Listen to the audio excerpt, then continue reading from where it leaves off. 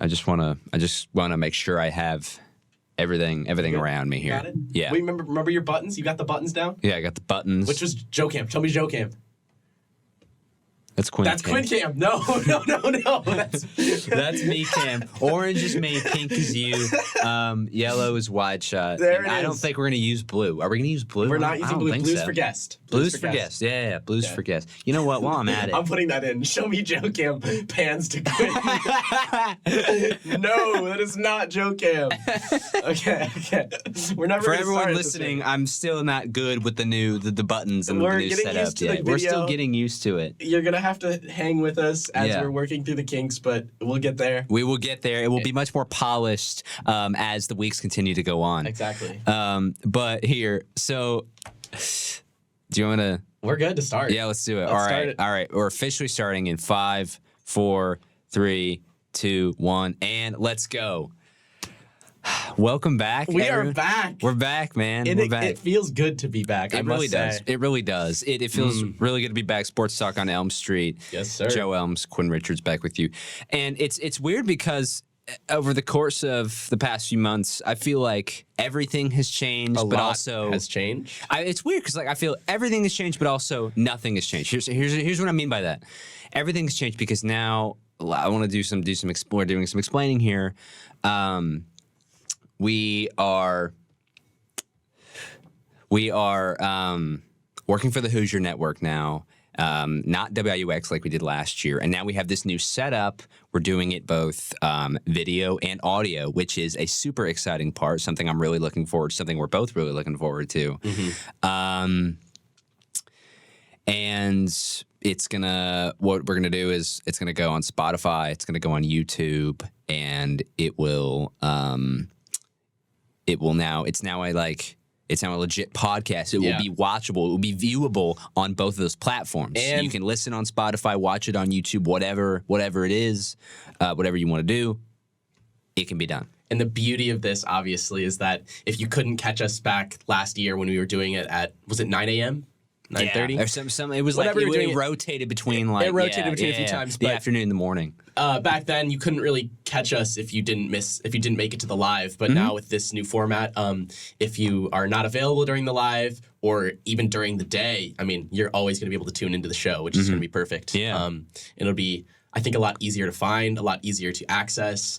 And now with the video, you'll be able to see us chitting and chatting. Chitting and chatting. That's Doing it all. That's a good way to put it. So, you want to talk some sports? Let's talk some sports. Yeah, Joe. let's talk some sports. And I think, as you can see, I'm wearing my IU jersey, and yes, they play tonight. But I think a great place to start is going to be what happened in week one. Week with one. with the Hoosiers. With the Let's cover Indiana first as they took on the number 3 ranked Ohio State Buckeyes. And OH, baby. I don't know. I mean, as we have alluded to several times, if you were with us last year, we alluded to several times that Quinn is a massive Ohio State fan. Outside of his IU fandom, which I don't completely understand, but I'm not really gonna try and understand. It's an enigma. At least not right now. Yeah. You know, that's a conversation for another day. But anyway, the Hoosiers taking on Ohio State, and Ohio State came up with the win 23-3.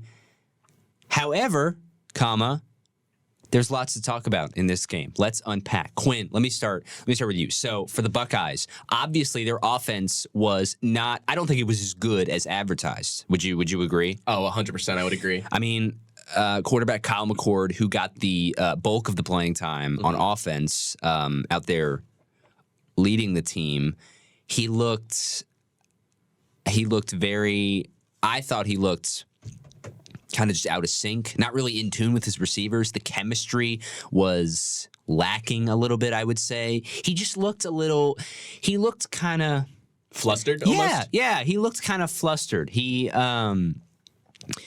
didn't really look, I don't want to say he didn't look the part, but I mean, I don't really think he looked the He part. didn't look the part, I no. don't think he looked the part. But I want to go to you. What do you think? What is your should the Buckeyes be worried about him going forward against and only putting up 23 points against what was we'll just admit it right now. It's a bad IU team, a bad Hoosier defense. If you're an Ohio State fan, are you worried about McCord after this performance? I'm not overreacting like I think a lot of Ohio State fans are right now, and I guess college football fans in general, saying this Ohio State team is done. It's going to be the defense this year. The defense needs to carry. Because, look, this offense is one of the most talented, like some of the most talented weapons in all of college football, right? Yeah. I don't think there's even a doubt that the receiving core is the best in college football. It's one of the deepest receiving, running back rooms in all of college football. I mean, our third string running back, Chip Trainum, went out there for eight attempts, 57 carries, 7.1 yards per carry, which is fantastic, right? Yeah. You'll take that from any running back. Yeah. Any day. Obviously, I don't know if McCord is Stroud. I don't know if McCord is Justin Fields. But I don't think it's time to overreact because I think we need to see more. Coming up this Saturday, Ohio State plays Youngstown State. I'm going to be looking to that game to see how well McCord can adjust against a non-Power 5 team. I'm not trying to say that Indiana is some fantastic football team. Obviously, last year we saw that might not be the case, although I do think we're a better team than last year. But I'm not overreacting. I want to see more. I mean, let's not forget just 2 years ago, C.J. Stroud he had some bad performances. We lost against Oregon. Yeah. And Ohio State fans across the country were calling for McCord to start. McCord had a pretty solid game against Akron that year, and people said, put in McCord. McCord should be starting over Stroud. And you said like Stroud. Exactly. I mean, Stroud didn't look good to start the year last year. And like you said, people were calling for McCord. Hey, put McCord in, see what he's got. And obviously Stroud... Needless to say, Stroud turned it around in a big way. Do you anticipate McCord doing the same? And if so, how do you anticipate him doing that? I think he just needs to settle in, right? I mean, he hasn't started a football game in 2 years, so that's a big, obviously that changes. He's rusty. It's the first game of the season, right? First time you're getting into that full contact, you're going 100% now, right? In practice, you're never really getting that. Even if you're going contact with pads, you never really get that same level, obviously, because you're not trying to injure yourselves in practice. Right. Just to go back to that Akron game, Kyle McCord was 13 for 18, 319 yards with 2 touchdowns. He did have an interception. That's 300 yards passing. That's 300 yards passing. That's not an easy thing to do at the collegiate level. That is not an easy thing to do. And obviously 13 for 18 isn't fantastic, but it's solid. It's a solid performance. He put up 59 points against an Akron team. Yeah. And it's not like Akron was fantastic that year, right? That's 13 completions to 5 incompletions, which I don't know what that is off the top of my head. Pretty good percentage. Yeah, that's like hovering around high 60s, low 70s. That's a good completion percentage. And, I mean... I think it's like you said. He's just got to settle in. I think being a little more decisive, have a little bit more confidence. I think that will come. I saw that a lot. That will come as the weeks go by. Lack of confidence was something that definitely was showing in that game. Like he just didn't look like when he found his first read. It's not like he was on a spot shooting it right to him. Like he was not. He was not doing that. Last year with Stroud. One of the biggest game plans for Ohio State was knowing your receivers can get to a spot and make a cut and have that ball on them immediately, right? Yeah. When you have Marvin Harrison Jr., he's going to beat that wide receiver or that cornerback rather if he's one-on-one. So he can, if let's say they need 9 yards, he can go 11 yards up the field, cut back, and have that ball on him immediately. If you're indecisive, like McCord was that game, you don't have that. Yeah. You don't have that ability to make that play, and that causes Marvin Harrison, as you saw last game, what do you have, 2 receptions for 18 yards? Yeah, I was gonna say that. I think that's one of the main reasons that Harrison had such a quiet day. Exactly. It's because McCord was he was not confident throwing the ball. He was not throwing it with authority, with consistency, and I think that's one of the main reasons that Harrison had such a quiet day. I have one more question about this Ohio State team for you, Joe. Yeah. Hypothetically, in a situation where, and I don't think this is going to happen, if McCord does continue to struggle, and obviously it's going to be against teams like Youngstown State and Western Kentucky in the next 2 games, how soon do we see backup quarterback who was in the fight for the starting job until a week before, how soon does he come in? Because let's not forget, September 23rd, Notre Dame is looming. If McCord continues to struggle against teams like Youngstown State and who's the second one you said? Western Kentucky. That's the next 2 games on the Buckeye schedule. Yep. So if McCord continues to struggle against those teams, which I don't think will happen, but it's possible, you got to put Devin Brown in just like that. Immediately. I mean, immediately, just like that. If McCord struggles against those teams, that to me is saying, I don't think this kid has what it takes to be a consistent, legitimate starter at the D1 level, playing for a school such as the Ohio State Buckeyes. So if McCord continues to struggle against those teams, you got to put Devin Brown in there. You got to see what he's got. And granted, Brown went in for a couple of series against the Hoosiers. Looked fantastic. I think he had one series. He looked pretty good. He made some nice throws. He made I think he was doing a better job of letting the game come to him, you know? I don't know. I don't think Devin Brown looked great in that game. I mean, he had like one drive, and I remember he had one like third down where he tried to take off running and he got stuffed. But I do think he's the more athletic quarterback. Yeah. I think he's got a better use of his legs in terms of McCord, but I don't think he's as accurate, and I don't think he has the experience that McCord has. Obviously, McCord's the older player. He's been with Ohio State for, I think this is his third year. Yeah. I think he's a true junior. It could be a redshirt junior. I think he's a true junior. But yeah, no, I'm interested to see how this pans out for sure, because I don't think it's time to say SOS for this Ohio State offense. I don't think it is either. But I would like to see McCord settle in for sure, because I don't think if he doesn't settle in and Brown comes in, I don't know if this Ohio State team makes the playoffs. Yeah. I'm being honest. I don't know if they beat Michigan without an offense. If they have like a carousel or however you want to put it at quarterback, then there's no way they make the playoff, right? Yeah. No way. You can't win with that formula in at the collegiate level or really anywhere, I don't think. Sure. One last question for Ohio State, then we'll talk about IU. Talk about IU a little bit. I like how I said we were going to talk about IU, and then we literally have spent the past 5 minutes or so talking about the Buckeyes. Anyway, that being said, which quarterback do you think has a higher ceiling, McCord or Brown? It's a good question for sure.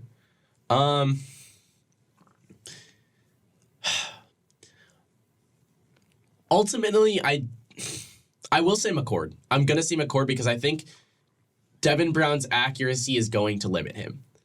Because I think McCord is more calm. I think McCord is more composed. And I think Devin Brown is a guy, and obviously I'm going off of very limited knowledge because we haven't really seen him in an actual game, Devin Brown, much. Yeah. But I don't think Devin Brown is a guy who I'm going to trust on a 3rd and 10 situation late in a game where you need to pick up, where it's an obvious throwing situation and you know he's going to. I think Devin Brown is a guy almost similar to J.J. McCarthy. And I know a lot of people are high on J.J. McCarthy this year, but I personally am not. And it's not just because I don't like Michigan. Like, I genuinely don't think J.J. McCarthy... Is it really that? Is it really anything other than that? Your hatred for Michigan? I'm telling you, I don't think J.J. McCarthy is the guy. I don't think he's him. Okay. I don't think he has the composedness. I don't think he has, like, Elms. I mean, we saw him against TCU. They put up a ton of points against TCU, I won't lie. But late in that game, McCarthy didn't look fantastic. Yeah. And so I don't think McCarthy's that guy, and I don't think Devin Brown's that guy. I think he's a guy where under duress and under pressure, when they know he's going to be passing, he's not as successful. And now I do think he's like a wildcat option, right? Like he can just take off and he can hit you with a QB draw for 30 yards down the field. Yeah. But he's not going to be that calm and composed guy you're going to have behind the pocket throwing 30 passes a game. And I think McCord has the potential to do that. McCord's a better, at this point in time, McCord is a better pure pocket passer. 100% agree. Kind of like, I mean, I want to say, not like Stroud was, but like Stroud was the kind of guy who he didn't run a whole lot. He literally had a quote one game where he said, "I'm a quarterback. I'm not supposed to run. That's what running backs are for." I mean, he got some hate for that because the coaches were like, "Yeah, but sometimes you need to run." But yeah, like, I mean, I just think in general, like the game, you're seeing so many more mobile quarterbacks in this day and age, and I think you have to have that element to your game in order to be successful. But that's just my opinion. All right, but that's just my opinion. Anyway, let's turn it to IU now. Yeah, let's finally talk about some Hoosiers. Let's finally talk about the Hoosiers. Yeah, how about them Hoosiers? How about them Hoosiers? Honestly, I really wanted to say it like that. So I mean, Leo, we were expecting something terrible. As fans, when we went to the game, we were expecting OSU to drop like 40-something points on us. And it was shocking that did not happen. The defense played absolutely outstanding, given that they were facing the number 3 team in the country. And they just did not let Ohio State's playmakers, like at the skill positions, really get going. I mean, we talked about Marvin Harrison. He had 2 catches for, 18 yards? Yeah. Yeah. We talked about that already. And that right there is indicative of how the Hoosier defense performed. The defense played great. There's no questioning that. What stands out to me, Joe, by the way, talking about that defense, not to cut you off here, but you're good. 2 for 12 Ohio State was on third downs. 2 for 12. That's not great. That is not good. That is not great. That is not good at all. And then you continue what you're saying. Sorry. No, you're good. You're good. You're good. The defense played outstanding. That's not to be debated. The offense, on the other hand, was not good. Not good, to put it mildly. Not good at all. So at the quarterback position, of course, the whole lead up to this game was, Coach Tom Allen hasn't named a starter, and he's not going to do so until basically the opening kickoff. And we found out that Brendan Sorsby, true freshman Brendan Sorsby, was the starter going in. He finished this game 8 for 15, 58 yards passing, no touchdowns, no picks, and a 28.0 QBR. That's gross. It's not good. Not good at all. Oh, but Taven had to do good, right? Taven did great, yeah. right? So here's how Taven did. He went 1 for 5 for 24 yards and get ready for this number. A 9.3 QBR. Okay. Yeah, it was so. Point being, that's not good. It was not good at all. Point being, it was terrible. Not a good performance from the Hoosiers offensively in this game. And what is so, I think for Indiana, what is so frustrating about this game, it was within reach for, I swear, like 75% of this game. Mm-hmm. They could have tied it, taken the lead, done something of that variety had the offense not been as putrid as it was. I said putrid. Good word. That's strong, but I feel like it's an accurate description of the way the offense performed on Saturday. For sure. Something has to change if the Hoosiers want to go anywhere at all. And I know expectations are not high for this group. They, let's be frank, they still aren't. But they still, hey, they still aren't. They still aren't. But something has to change offensively if the Hoosiers want to go anywhere. And there wasn't outside of the quarterback. There's Jalen Lucas had 11 carries for 24 yards, and he got hurt. And he was trying to play on that bad leg, and it was easy to see that it was hampering him throughout, practically the entire second half. Yeah. Cam Camper on the receiving end, he had 3 receptions for 35 yards. What? That's not going to win you anything. No. That's your leading receiver, which is 3 receptions for 35 yards. I don't think many offenses are going to have success unless you're a triple option offense. And there are not many collegiate offenses at this level that are like that. You're not going to have much success with that. Yeah, no, not much success. So, here's and not to mention one more thing, Donovan McCulley, who I was really high on. I thought he was going to have a big year this year. He had 1 reception for 6 yards. Yeah. So the point of all that being, the offense was not good. Not good today. Not good. So, Quinn, what has to change? What has to change? Where do you start if you're Tom Allen and you're the Hoosier coaching staff? Where do you start about changing this offense? Was it just like the fact they were playing Ohio State and they had such a good defense, or is it just like the offense being bad and something needing to change? I do think a lot of it starts with Ohio State being a good team. Yeah. I think the Ohio State defense is much improved from where it was a few years ago, where they were struggling defensively, and the question was, can this defense keep up with the offense? Yeah. But for IU, it starts right after that game. Right after that game, you get into the locker room, you look at film, you assess what you did wrong, you assess the very, very, very few things you did correct. Yeah. And you work every single day in practice to fix that. Yeah. And you know where it starts again? Tonight. Yep. It starts again tonight when you take on Indiana State, a rival. And I'm not going to act like Indiana State's a good team, but they are a rival, in-state rival, correct? Yeah.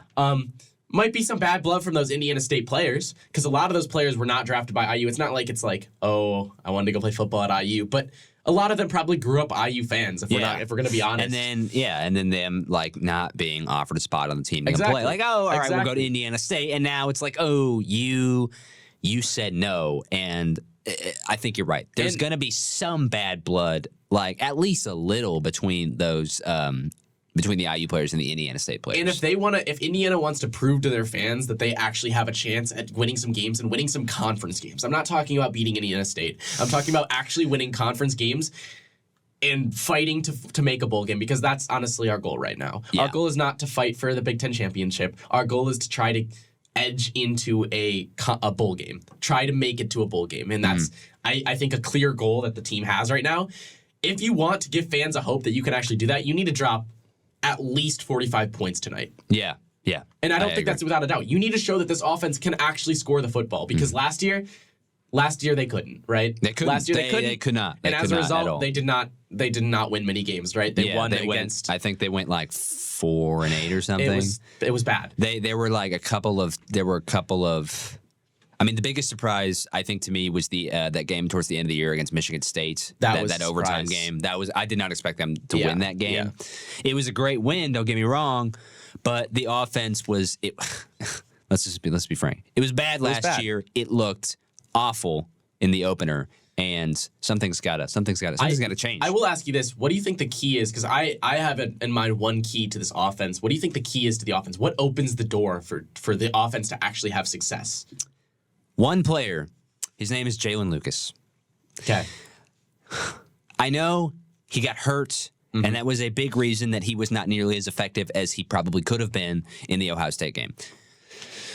I don't really know what that injury is like going to mean for him long term. I'm hoping he will be 100% tonight. I don't know, but in order for this offense to get going, he is easily, I think, their best playmaker, their most dynamic weapon on the offensive side of the ball. And in order for the offense to kind of like get going a little more, he needs to do better than 11 carries for 24 yards. And yeah, I get it. He was injured, and I think that's the stat line is, or the injury is a big reason for that stat line. I think if he has a really, really big game tonight, like let's say over 100 yards rushing, or like some good plays receiving, because he can be a threat out of the backfield, you know? Sure. Yeah, he can totally be a threat out of the backfield. And if the offensive coaching staff, if they can get him going, if the offense can get Lucas going, then I think that can open up some things for this offense. This is the last thing I think I need to say about IU. But I would actually disagree with you. Really? I think that the key to this offense is anyone not named Jalen Lucas. Oh. Because I think right now Jalen Lucas is the only threat. As you said, he's the threat for this offense. They're gonna game plan for him. From what I saw last game, almost every single play was run through Jalen Lucas, right? Yeah. Whether it was Jalen Lucas in motion and it's a decoy, or Jalen Lucas out of the backfield running a slant route, which brings the coverage down. Every single play almost of that offense was run through Jalen Lucas, and he can't do all of it by himself. Like how long do you think it will take for a defense to pick up on that? Exactly. Like maybe a couple of minutes. In Ohio State did, and that's why IU had 3 points. Yeah. So another player, and I don't know who it is, whether it's Cam Camper, whether it's another running back, whether it's a different receiver, they need to step up and show that they can be a threat, so that Jalen Lucas has someone else to rely on. You know what I mean? And so this is not all on Jalen Lucas. If someone else is able to step up for this Indiana offense, I think there's hope. I think there's a chance that you can do this. But when you're just a one-weapon offense and you only have one guy that can make plays on your team, you're not going to have success, because teams just game plan for that. Yeah. They just game plan for that. Hey, put 2 guys on him every play, and they're not going to do anything, right? So the Hoosiers need guys like Cam Camper, E.J. Williams Jr. Williams Jr. in particular, because he's got that big play potential. Exactly. And I think they really need to find a way to get him more involved. Donovan McCulley as well, and they need to get those guys going. And I think if they can, the rest of the offense should follow suit, and I think they're going to look a lot better tonight, obviously, because the gap between Ohio State and Indiana State, I mean, Bit of a difference. yeah, bit of a difference. You know what I'm saying?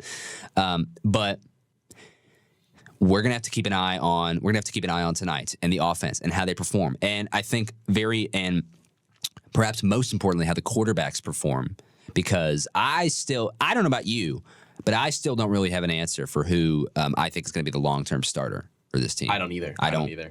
Not after my gut is telling me Taven Jackson, but like neither of them looked good at all. Nope. And yeah, I get they were playing Ohio State, but I think this game, these next maybe couple of games, should be a strong indicator on who will earn that starting quarterback spot in the long term. For sure. In the long term. Yeah. So that's the Hoosiers. The Indiana takes on Indiana State tonight at 7, and it should be a fun one. I'll be there. Yeah, I will be there too. There. We're gonna go tailgate. We're gonna go to the game. It'll be fun. It'll be cool. Good time. Yeah. So let's go back. So let's keep talking college football. Let's go to a little bit of, what say you about a week 1 recap? Yeah. Does that sound good? Yeah. Yeah. So let's go into that. What if we could just do like best game? I don't know if we have to go through all of these. We don't necessarily have to go through all of them, but we can go best game. I'm just taking a look here. I know what the best game is for me, at least. I think I do. I think we're going to have the same answer. I think we are too. And are you going to say it's Colorado versus TCU? I am going to say it's Colorado versus TCU. Coach Prime's debut was one for the history books. And, I mean, it was a 45-42. It was a barn burner. That's classic Big 12 football right there. Yeah, Big 12. I know Colorado's not in Big 12 football right there. I think they're going to be. Are they? I think they're going back in Conference in a year or two. Yeah, so that's fitting. They're already playing Big 12 football, playing no defense and a whole lot of offense. Yep. I mean, that's the way it goes, man. To the Big 12 in the Conference of Champs. Oh, wait, sorry, wrong conference. Rip. Wrong conference. Made the Pac-12. We gotta like say a prayer for the Pac-12 or something before we go bad. today. But anyway, the Buffaloes taking down the number 17 ranked TCU Horned Frogs in Fort Worth, by the way, 45-42. Quinn, where do we start with this? I mean, this was a fantastic game. It seemed like everyone on the Buffaloes roster, like made some kind of impact. Yeah. Especially on offense. Yeah, I know the whole story is, Shedeur Sanders passed for 510 yards and Heisman front runner. Yeah, seriously. It's between Sanders and Caleb Williams, I think, at this point. Yeah. And, I mean, it seemed like just like everybody, like, look at those receiving numbers. 1, 2, 3, 4 receivers over 100 yards. I mean, that's ridiculous. That's ridiculous. You don't see that often in college football. No. You never see that in college football. I mean, Dylan Edwards, Travis Hunter, Xavier Weaver, and Jimmy Horn Jr. all over 100 receiving yards. And let's not forget that one of those guys you just mentioned, Travis Hunter, was locking down people on the defensive end of the ball and had one of the best interceptions of the year. Yeah. Incredible. Travis Hunter is incredible. I do not know how that man does it. The fact that he can play almost every snap of the game and not be downright exhausted and like unable to play. And like he said, he literally said that, I can go back. I wasn't even tired. I'm going to go back out there and play another game. That is insane. And I mean, hey, if we're being honest, there's no better coach for that than Deion Sanders, a man who did that in the NFL, a man who played football and baseball professionally. I mean, let's not forget, he was batting 270 in the MLB as a side gig, as a hobby, while being one of the best cornerbacks in NFL history and one of the best kick returners. That's insane. And so, Travis Hunter, I mean, you've got a great mentor, buddy. Like, you have a fantastic mentor. The sheer amount of athleticism one person has to have in order to accomplish something like that. I saw on Twitter X whatever the other day. Oh, don't say that. It's just Twitter, man. It's just Twitter. I feel like, but like we gotta. I mean, I don't know. We gotta call it what it's actually called now.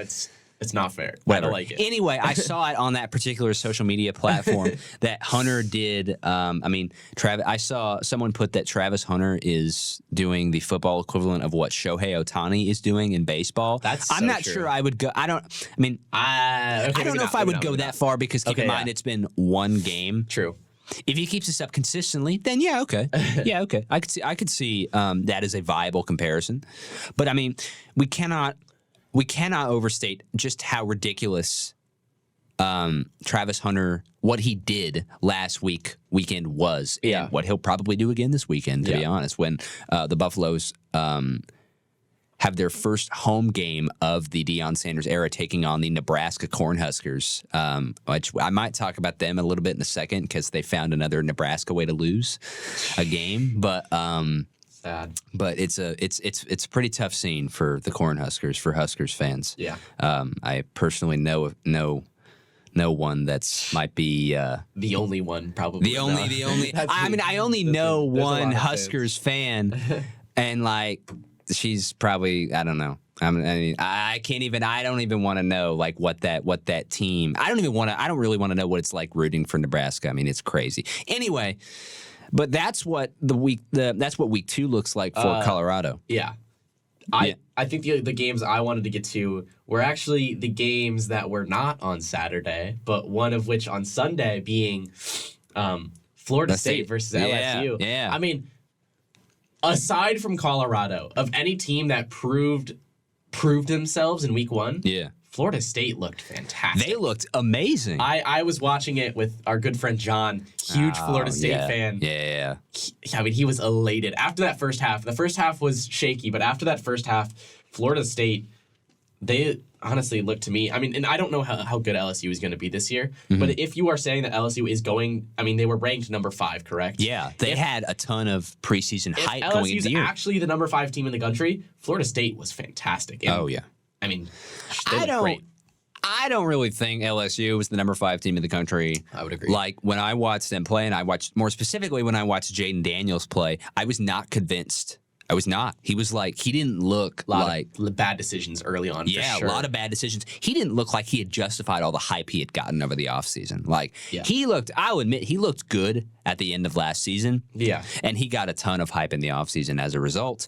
But he didn't look the part of that. Yeah. He didn't look it against a really good Florida State defense. They played really well. And yes, it was a close game at halftime, but then the offense in the second half completely blew it open. Pulled away. I mean, it was 31 straight points, I believe. That's 31 insane. Nothing. That's insane. That's ridiculous. And I think like the biggest story is the connection between Jordan Travis and Michigan State transfer Keon Coleman. I am absolutely like, I had an idea of how good Keon Coleman was because I had watched a little bit of him at Michigan State. He led the team in receiving yards last year, transfers to Florida State. I don't know how you stop this wide receiver combo. No way. Right? Yeah. Like how, I mean, he was making the most incredible catches out there. He accounted for 3 touchdowns, I think like 120 something receiving yards. And I mean, the way he just like almost effortlessly took over the game and the chemistry he has with Jordan Travis, it's ridiculous. It's insane. He's a 6'4" wide receiver, and his teammate Johnny Wilson, 6'7". I don't know many. How do you guard that? How do you guard that? I don't know many corners or safeties who are taller than 6'2", much less 6'4" or 6'7". Like if you want a guy that can match up with height wise, you got to put a linebacker on him. If you put a linebacker on one of these guys, they are beating them down the field on a streak route, and it's an instant touchdown. I mean, so it's these guys, you can't guard them. The only way you guard them, I can imagine, is dragging them down to the ground, right? Seriously. You gotta hope you get a sack, or you gotta hope you just pass interference all the way down the field. Yeah, just like I mean, I guess like what do the old like wrap your arms around their legs things? Pray, Like just pray, just hope, just hope. I mean, and Coleman had I'm looking right here. He had 9 receptions for 122 yards and 3 touchdowns. That's an average of 13.6 yards per reception. That's insane. That's insane. Great. A fantastic game, a great game for him, and you got to think that it should continue into the season. It's not just a blip on the radar because Coleman is legit. He can play. He can play big time as he proved repeatedly in this game. Want to talk about Want to talk about this game? Yeah. Oh, let's talk about Clemson against Duke. I mean, man, Clemson. A part of me was afraid that something like this could happen because Clemson. I loved watching this. I mean, having to see Clemson with Trevor Lawrence beat Ohio State that year in the playoffs, and the year before, one of the years before, we lost 30 to nothing in the playoffs. I was a little kid watching that, super upset. And then losing the Orange Bowl to Clemson. Ohio State has a bad history with Clemson. Yeah, They beat them the last time they played them with Justin Fields. That Orange Bowl, I remember that Orange Bowl against Clemson. That was a very winnable game, I think, for the Buckeyes. They threw that game away. Yeah, that was very winnable. Yeah. I mean, I think a lot of people don't like Clemson, and a lot of people don't like Dabo Swinney. And I'm not going to say, I hate them, but it always feels good to watch a team like that lose. It always feels good. And Duke looked good. Duke looked very good. Very good. I mean, quarterback Riley Leonard, I mean, he didn't play outstanding, but he played. I think he definitely played good enough, and he made his rushing game was fantastic. His rushing game was amazing. He made tons of plays with his legs. He ran for 98 yards and a score. And he threw for 175 yards. That's a good game. That's a good game by pretty much all accounts. Yeah. I'd take that. Hey, Vanilla Vic. He's Vanilla Vic. Yeah, Vanilla Vic. He's gonna steal that nickname from Daniel Jones. Yeah. But I mean, for Clemson, the biggest story for me was the play of quarterback Cade Klubnik. He didn't look. I know we've been throwing around that phrase. Oh, he didn't look the part. He didn't look ready. But he didn't look ready. I read somewhere that this was supposed to be the grand unveiling of this new Clemson offense after DJ Ukulele transferred. Ukulele? I don't know. No, I get it. I think it's Uyangalele. Uyangalele. Yeah, it's tough. Okay, cool. Yes. No, but ukulele's fine. Let's just call him. We should do it ukulele. It'd be funnier. Yeah. DJ ukulele. DJ transferring, and this was supposed to be the grand unveiling of the new revamped, reworked Clemson offense with a new guy under center, and it just wasn't. Nothing went according to plan. Klubnik didn't look good. He threw for 209 yards, but that's a touchdown and a pick. 209 yards off 43 passing attempts, and he only completed 27 of them, which is, again, I don't know what that is off the top of my head, but not great. And he had a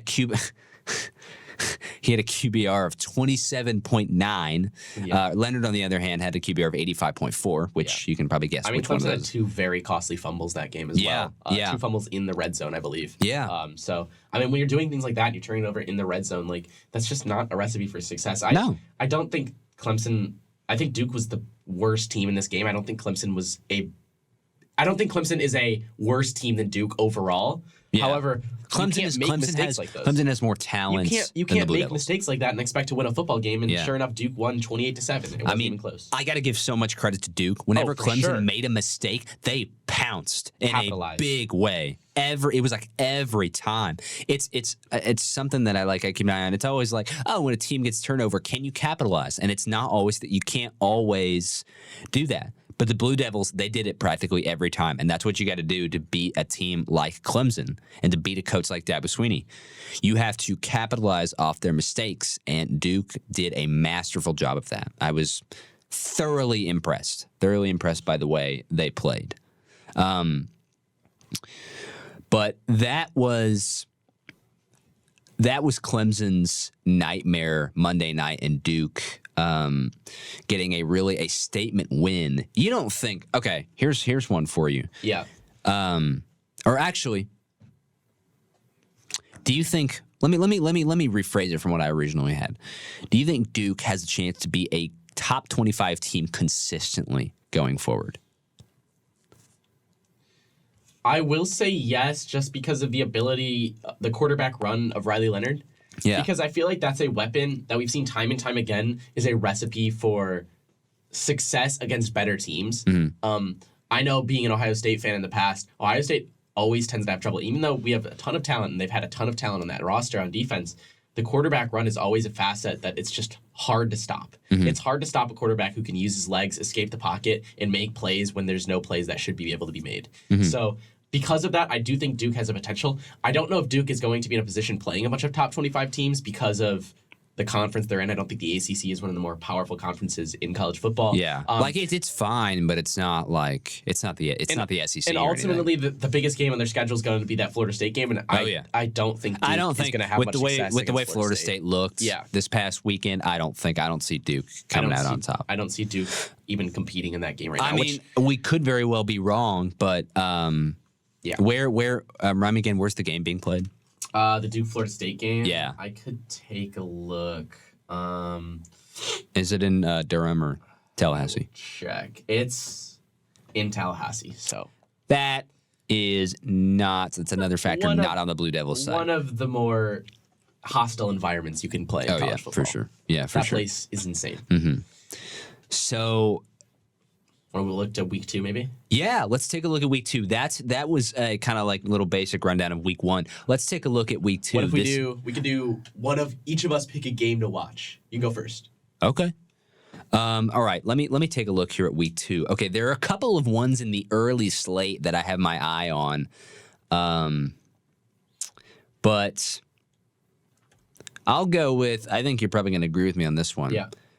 I'm going to go Texas and Alabama. Okay. I feel like that's like such a, not like a cop-out answer, but that's like the answer that everybody's going with. But I mean, come on. It's like, it's Texas and Alabama. Like, how can you not be excited? It's a game to watch, and Texas looked I don't want to say they looked like great, but they looked pretty good against Rice. Mm-hmm. And I get it, Rice isn't very good, but, But Texas is going to have a much, much, much stiffer test on the road against Alabama, who, by the way, new quarterback Jalen Milroe, he looked pretty dang good last weekend. Yeah. I was not like, I wasn't super high on Milroe going into the year, but I might be starting to change my mind. Now, granted, it was against a much worse opponent, Alabama. I think it was like Middle Tennessee State or something. 5 touchdowns that game? Yeah, I think so. I think 3 passing, 2 rushing. Yeah.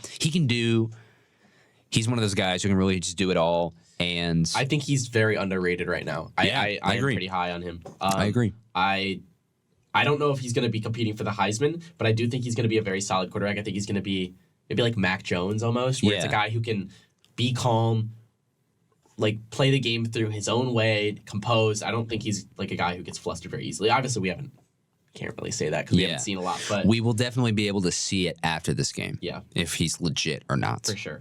So. But that's the game that I've got my eye on big time. I almost went with, what I would have gone with if it might be what I'm going to say. A certain thing hadn't happened last week. I would have gone with Oregon and Texas Tech if Texas Tech hadn't lost, but they lost to Wyoming. Yeah. Which my Texas Tech fandom is like your Ohio State fandom. So, yeah, you know how that is. You know how that is. Anyway, it was a frustrating loss for the Red Raiders, and I think they're going to get smoked by Oregon. That makes sense. Because with how good Bo Nix looked again, I think he's if Bo Nix, I'll tell you this: if Bo Nix has another fantastic game against Texas Tech, he is a legit Heisman Trophy contender.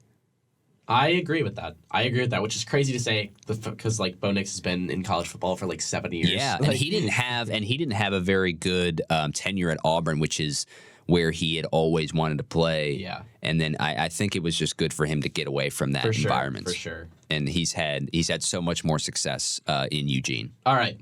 For my game, there's quite a few actually. I'm looking at the schedule now. There's quite a few I want to go with. Something that caught my eye was the Texas A&M Miami. I think that's a good test. That's a really underrated one. I feel like every single year though, Miami's hyped up and then they just disappoint. Disappoint. Colorado, Nebraska. I think a lot of people are thinking Colorado's going to dominate, but I wouldn't be surprised if Nebraska hangs with them. I don't know if they're going to win. I don't think they're going to. The weird thing for me about Nebraska is the whole thing was the culture. They needed a culture reset, and they needed to kind of clean up their act, if you know what I mean. And then they were very mistake prone. They went in week 1 and then didn't really do that. I mean, I don't want to completely trash on them because I'll admit there were mistakes that got cleaned up. The special teams looked better. There were less. I know Jeff Sims didn't play very well. He threw 2 picks, 2 really ugly interceptions. But I don't know. It's like you said. I wouldn't be surprised if Nebraska came out and gave Colorado a fight and maybe even pulled off an upset. Because if the Cornhuskers can get a game, like this, then it would be a huge statement win, and it'd be a huge statement win for new coach Matt Rule. Yeah. I agree. I think Matt Rule needs to prove himself in that, and that would be cool to see if Colorado. What were you looking up at? Because I saw you just going like. No. I was thinking. Okay, the game I'm actually gonna go with though. The game of all of them. I'm going to go with Notre Dame and North Carolina State. Whoa! I know it's a bit of a shocker, okay. But I think North Carolina State has a chance to win this game. Really? Why do I say that? Well, North Carolina State. You look at their quarterback.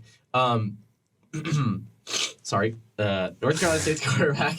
North Carolina State's Brennan Armstrong, right? Yeah. He has been in college football since 2018. That's insane. I know. That's nuts. How does that even happen? 2018, 2019, 2020, 2021, 2022, and now it's 2023, and he's still in college football. Mm-hmm. COVID year, redshirt year, he's still playing football. Got to And respect this North Carolina State team North Carolina State has been good in the past, right? Mm-hmm. North Carolina State is a team that has shown that they can be in the higher up in the ACC, challenging teams like Clemson consistently. I think last year they held them close. I don't know if they beat them, but I think they held them close last year. They definitely put up a good fight. I think North Carolina State has a chance against Notre Dame because I don't think Notre Dame's faced good competition yet, right? I mean, Navy didn't look good at all. It's a triple option team. I mean, come on, it's Navy. Tennessee State obviously was kind of just a write-off, rather. But I think NC State's going to be a good test for this Notre Dame team, and especially looking at it from the Ohio State standpoint, because I think that's one of the better games this non-conference slate is Ohio State Notre Dame. Yeah. I want to see how this Notre Dame team will looks, do against a team that's a Power 5 team. It'll be similar to like Ohio State, Indiana, except I think NC State clears Indiana in talent. But and keep in mind, NC State has home field advantage, correct? Home field advantage, correct. Yeah, that's something that you can never disregard. Yeah, if you're on the road. Just don't be shocked if Notre Dame goes out there and puts up a stinker. I don't know if Notre Dame's gonna stinker. I don't know if they're gonna lose, but NC State's gonna hang with them, I think. Yeah, I think that's not an answer I was expecting. I'm surprised at that one. Look for a surprise. So it's college football. College football week 2. It kicks off, of course, with the Hoosiers taking on Indiana State. Of course, we will both be at that one. And so we got about just a little bit more time. A little bit more time. You know what that's enough time for. I know you know what that's enough time for. I think I do know what we have enough time for. Let's talk about the NFL. And let's talk about the NFL kickoff game, which happened last night. And I'll cut to you over here. You are, so hyped. The Detroit Lions. There's hope. There's hope in Detroit, baby. We have hope, baby. For the first time in ever. I can't even remember. And so the whole story for the Lions is all the hype they got over the offseason, and when they played this game in Kansas City against the defending Super Bowl champions. As an Eagles fan, that still kind of hurts to say, but whatever. They played this game against the defending Super Bowl champion Kansas City Chiefs, and they looked. I don't know if they looked like every bit of the team that they were being like hyped up to be, but they still looked very good in most aspects of play. They looked very, very good. The Lions or the Chiefs? The Lions. Okay. The Lions. Yes. The Chiefs were. It was clear that the absences of Travis Kelce and Chris Jones were missed sorely. Someone, and I don't know who it's going to be. It probably is going to be Kelce, if we're being honest. Someone needs to save Patrick. Because I felt terrible watching that game. Really? Like Patrick Mahomes was doing... And look, I get it. Patrick Mahomes is one. People are sick of him. I feel so bad for Patrick Mahomes because he is phenomenal. Like, he's fantastic. He's phenomenal. The plays he made last game, even though the team did not win, the plays he was making to get out of terrible situations, like... Well, I want to go back to that fourth and was it 25? Fourth and 25 the one they late in the went game. for. And we were like, okay, why are they going for it? This is ridiculous. I know why Andy Reid went for it, because he trusts Patrick Mahomes. And Patrick Mahomes delivered a dime of a pass to a receiver. I believe it hit the receiver's hands. It wasn't deflected, and the receiver just dropped it. It was Kadarius Toney, right? I believe it was Kadarius Toney. I think it was Kadarius Toney. He was doing everything in his power. And if he had, I think Kelce, I think the Chiefs win that game. If I'm being honest. I agree. And this is coming the Chiefs from win if they have Kelce. Huge Lions fan, but yeah. I mean, the Lions, let's not discredit the Lions at all. I mean, I am not one to ever discredit my Lions. So No, definitely never discrediting the Lions. There's hope in Detroit. I mean, the offense looked good, right? Yeah. Jared Goff was quite solid. good. Jameer Gibbs. People are like, I was going to say, like, maybe Detroit did know what they were doing with that Jameer Gibbs pick because he looked very, very good. Exactly. And I know it was that he has an expanded role because they traded away DeAndre Swift and to guess who. But yeah. Anyway, we'll talk about the Eagles next. We'll talk about the Eagles next week. Yeah. But the Lions, they have they drafted Gibbs, and he's got a legit role in this offense because he looked amazing. He looked amazing. Yeah. But I mean, you got to feel for Mahomes, obviously. You got to feel for Mahomes and the receivers, how they were dropping everything left and right. And it was hilarious. Do we want to mention, I want to talk about the thing. Remember when John was just like, our friend John Eckert. Shout out John. Are you going to flame him right now? He was gassing up Justin Ross. And what did Justin Ross do? Nothing. Wait, one reception for like 6 yards, actually. So wow, man, that really moves the needle. Wide receiver one numbers. Wide receiver one numbers right there. Man, but seriously, you got to feel for Mahomes. His receivers just were selling. They were selling. Tony in particular. Tony's a good player. I don't want to my lasting memory of him is then when they ran that play and he caught the winning touchdown. It was I think it was the touchdown that let Kansas City go up by 8 in the Super Bowl, and then when he returned that punt 65 yards, which at that point I knew we were going to lose. But Tony did not have a good performance tonight, obviously. No. And I feel like when I don't know, me personally, when a guy has a performance like that, I just hope that he can turn it around the next week. Yeah. I think it's one of those things all right, you got to put it out of your mind and move on. Sometimes it's just you have to write it off as just a fluke game because I mean, he's in the NFL. He's not a guy that should be dropping passes. He's not a guy who, in his past, was. He shouldn't be dropping passes like that. Yeah, and it's not a guy it's not like he's had a history of dropping passes. Kadarius Toney's been a solid player, as you mentioned, and a big part of why that Chiefs team won the Super Bowl last year. Yeah. And Patrick Mahomes, I think I saw a statement today where he was like, "I have Tony's back. He's a great player." Yeah, and I saw that. I saw that too. I'm not going to overthink it. So I don't think.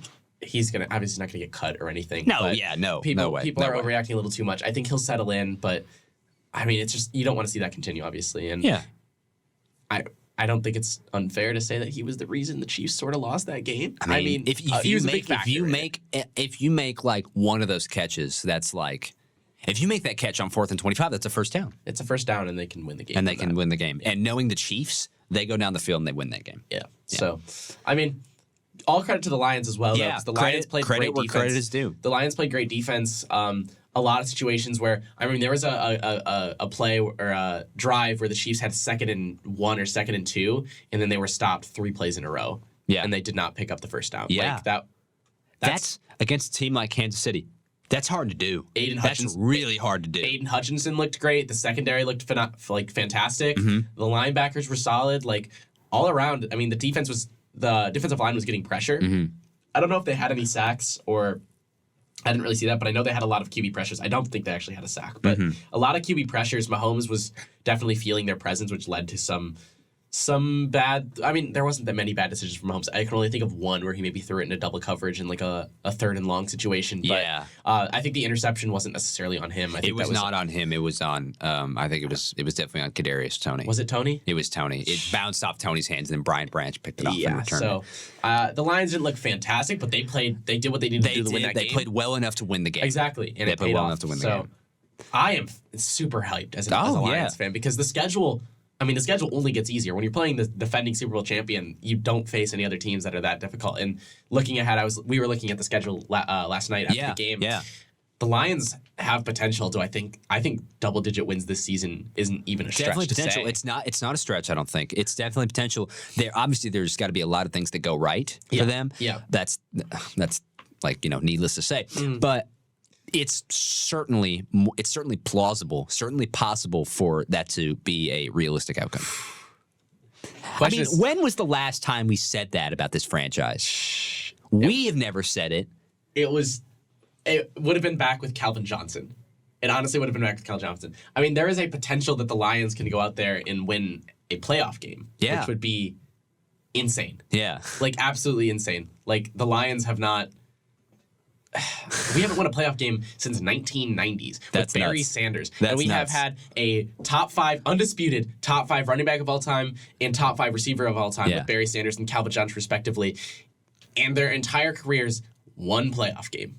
A single playoff game. Yeah. Like, you can't make that up. And now we're talking about a team with, under the helm of the GOAT, Jared Goff, MVP Jared Goff. I'm telling you. I mean, hey, Goff played well. I Goff think played very well. And I think for the Chiefs, let me say one more thing about the Chiefs because we're about to Wrap up. We're about to wrap up here. Let me say one more thing about the Chiefs. The absence of Chris Jones was very noticeable. I think Goff got sacked once? Yeah. Maybe twice? Yeah.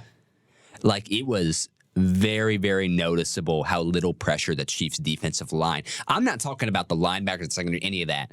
I'm talking about the defensive line specifically. How little pressure they got on Goff was very noticeable. And I don't know how this whole situation with Chris Jones is gonna pan out, but I'm worried if I'm Kansas City. It's a worrisome situation. No, for sure. For sure.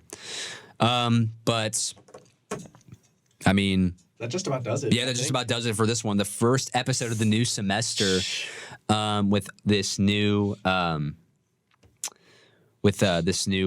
this new format here. And yeah, let's look up at the camera. Hi, camera. Hi, camera. Hi, camera. Break the fourth wall a little bit. Yeah, we'll break the fourth wall a little bit. I mean, it's here. good. It's good to be on camera here. It's good to be chilling. You know how it Yeah, be. yeah. Am I looking at the right camera? It's that one. No, yeah, right there. This one right There here. you go. Okay, here we go. I was There you looking go. at the wrong You were one. looking at a speaker. Yes. Actually. So no, I mean, valid. Again, valid. We're new to this. We're new to this. It's gonna get better. We're gonna get better at it as the weeks go so, on. Obviously. the show I'm thinking is gonna be posted probably on Saturday. Yeah, so you're something like probably that. gonna be if it's first released on Saturday. But I mean, I think on Spotify you're gonna be able to follow us. On YouTube, Mm-hmm. obviously, you can subscribe. So Yeah. you won't miss it. And when new episodes are posted, obviously they'll come to your feed and stuff. So Yeah. excited to be done with the first episode. Excited to come back next week. Every Yeah. single week, we're gonna be here on Fridays. Whether you're gonna see it on Fridays, probably not. Probably be on Saturday. Yeah. But yeah, it'll be fun. We have video now. We might do some fun like audio things. We'll see. Yeah, we We'll might. see. We're gonna. It's all. I think we're at this point in time. It's all kind of fluid. It's all fluid. Like we're still working through it. Yeah, and- But yeah, that'll do it for this one. It should go up Saturday. Saturday, I'd Yeah. imagine. Yeah. That'll do it for episode 1. Keep an eye out. YouTube, Spotify. We will share the link. We have Instagram and Twitter pages. We do. Follow us on that. Stay tuned there for the link. And episode 2 will be next week.